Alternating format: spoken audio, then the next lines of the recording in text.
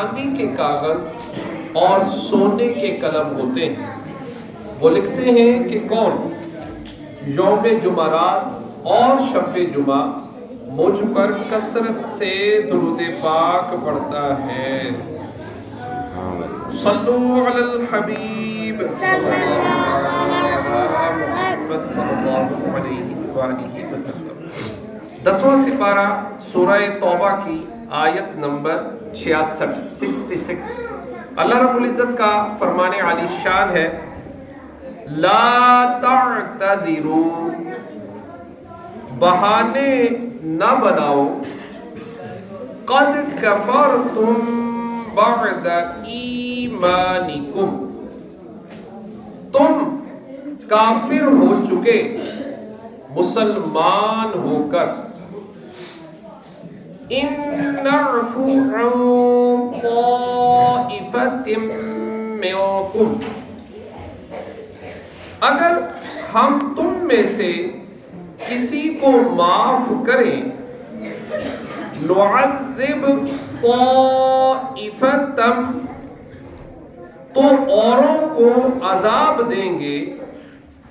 بِأَنَّهُمْ كَانُوا مُجْرِمِينَ، اس لیے کہ وہ مجرم تھے۔ اللہ تعالیٰ نے منافقین کی جانب سے پیش کردہ عذر و حیلہ قبول نہ کیا اور ان کے لیے یہ فرمایا کہ بہانے نہ بناؤ، تم ایمان ظاہر کرنے کے بعد کافر ہو چکے۔ اس آیت سے معلوم ہوا کہ ایمان ایسی چیز نہیں کہ جو دنیا میں کبھی کسی سے ختم ہی نہیں ہو سکتی، کیونکہ یہاں اللہ تعالیٰ نے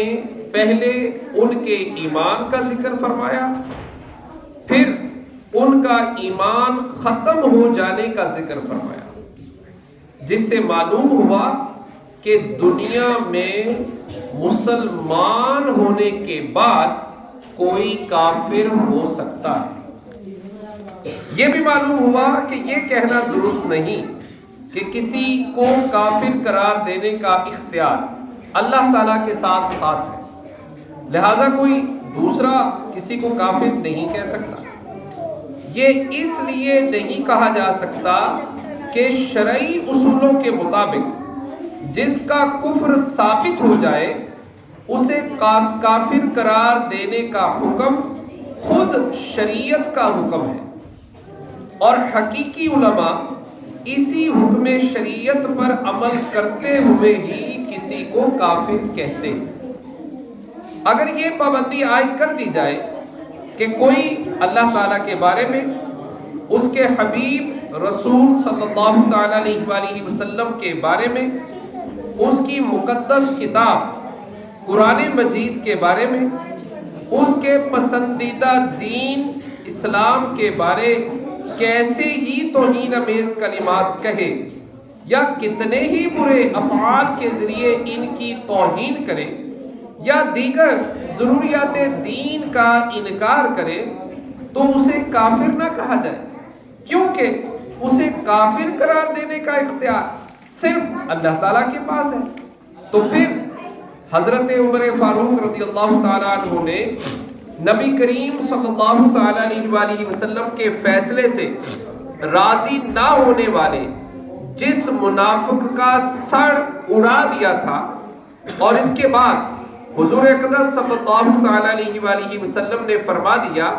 کہ حضرت عمر رضی اللہ تعالیٰ عنہ کسی مومن کو قتل نہیں کر سکتے،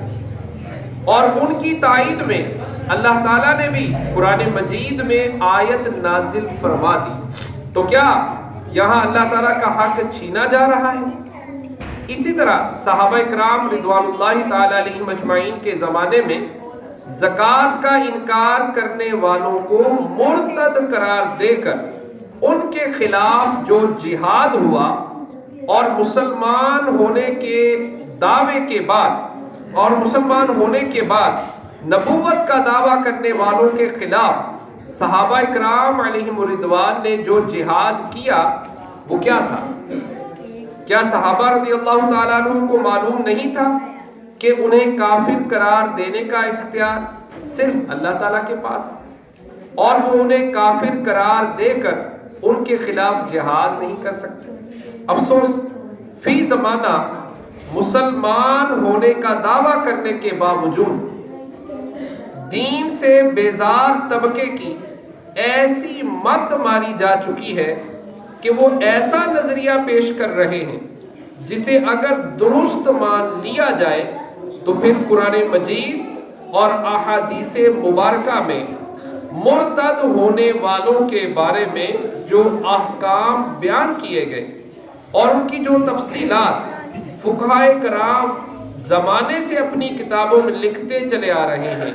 یہ سب کل عدم ہو کر رہ جائیں گی۔ اللہ تعالیٰ انہیں عقل سلیم عطا فرمائے۔ ہاں، یہاں اس بات کا خیال رکھنا بہت ضروری ہے کہ کسی فرد معین کو کافر قرار دینا بہت ہی سنگین معاملہ ہے۔ جب تک کسی شخص سے صادر ہونے والے قول و فعل کی بنا پر اسے کافر قرار دینے کے تمام تر تقاضے پورے نہ ہو جائیں، تب تک کافر قرار دینے کی ہرگز اجازت نہیں۔ یہاں تک کہ علماء نے فرمایا ہے کہ کسی شخص کے کلام میں 100 پہلو ہوں اور ان میں سے 99 پہلو کفر کے ہوں اور صرف ایک پہلو اسلام کا ہو، تب بھی اس ایک پہلو کی رعایت کرتے ہوئے اس شخص کو کافر قرار نہیں دیا جائے گا جب تک وہ اپنی مراد خود متعین نہ کر دے۔ اس آیت سے معلوم ہوا کہ جس شخص نے حضور اقدس صلی اللہ تعالی علیہ وآلہ وسلم کی شان میں اکراہ شرعی کے بغیر ایسے کلمات کہے جو عرف میں توہین اور گستاخی کے لیے متعین ہو، تو وہ نیت اور عدم نیت کے فرق کے بغیر قضاءً اور دیانتاً دونوں طرح کافر ہے۔ اعلیٰ حضرت امام احمد رضا خان رحمۃ اللہ تعالی علیہ فرماتے ہیں، اس مذکورہ بالا آیت کے 3 فائدے حاصل ہوئے۔ اول یہ کہ جو رسول کی شان میں گستاخی کرے وہ کافر ہو جاتا ہے، اگرچہ کیسا ہی کلمہ پڑھتا اور ایمان کا دعویٰ رکھتا ہو۔ کلمہ کوئی اسے ہرگز کفر سے نہ بچا پائے۔ 2، یہ جو بعض جاہل کہنے لگتے ہیں کہ کفر کا تو دل سے تعلق ہے نہ کہ زبان سے، جب وہ کلمہ پڑھتا ہے اور اس کے دل میں کفر ہونا معلوم نہیں تو ہم کسی بات کے سبب اسے کیوں کر کافر کہیں؟ یہ محض خبث اور نری جھوٹی بات ہے۔ جس طرح کفر دل سے متعلق ہے،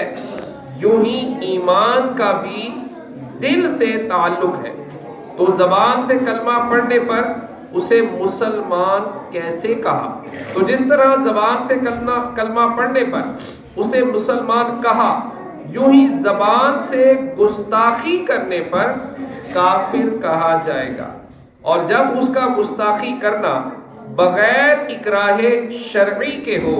تو اللہ کے نزدیک بھی کافر ہو جائے گا، اگرچہ دل میں اس گستاخی کا